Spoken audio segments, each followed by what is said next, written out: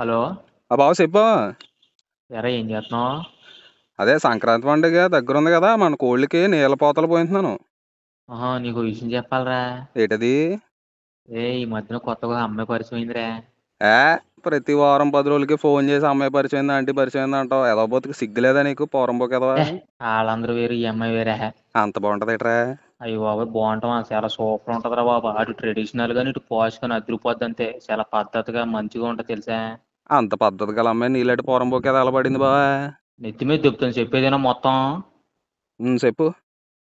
అదేరా ఆ అమ్మాయి ఎంత ఇచ్చినా నాకు సిగ్గేత్తలేదురా, అసలు కోపం కూడా వత్తలేదా? తప్పు నాది లేకపోతే నేనే సారీ చెప్తున్నానురా తిరిగా. మొత్తానికి సిగ్గు శరం కూడా వదిలేసుకున్నావు బావ నువ్వైతే. మొత్తం వదిలేసానురా ఆ అమ్మాయి దగ్గర సిగ్గు చీర మొత్తం వదిలేసాను.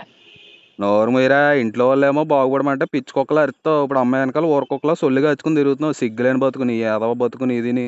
ఏంటి ఎక్స్ట్రాలు చేస్తున్నాడు ఫోన్లన్నీ ఫోన్ చేసి షేర్ చేసుకుంటుంటేనా?